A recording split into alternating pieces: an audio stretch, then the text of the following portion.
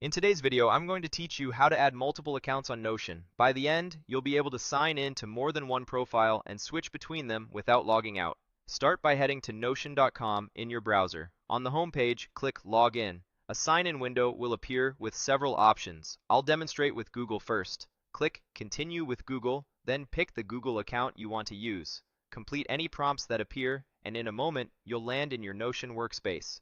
Now that you're signed in, look to the top left corner of Notion and click your workspace name to open the drop-down. This menu is where you manage workspaces and accounts. Click Add another account. A familiar sign-in window will appear again, this time specifically for the second account you want to add. You can choose the method that matches that second account. If it's another Google profile, click Continue with Google and select the correct address. If your second account is tied to Apple, click Continue with Apple and follow the prompts. If it's connected to Microsoft, choose Continue with Microsoft and authenticate. If you use passkeys, you can click Login with passkey for a fast, secure sign-in. If your organization uses single sign-on, click Single Sign-On, SSO, and complete your company's login flow. And if you prefer email, click the email field, enter the address for your other Notion account, then click Continue and follow the instructions that arrive in your inbox.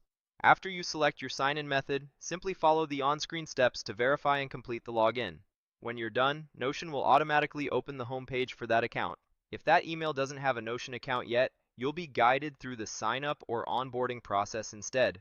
From this point on, both accounts are available from the same place, the workspace name drop-down at the top left. That's where you can see which account you're currently using and quickly switch between them whenever you need. A quick tip: double-check the email shown in the sign-in window so you attach the right profile. And if your browser keeps selecting the wrong provider account, opening a private window can help you choose cleanly.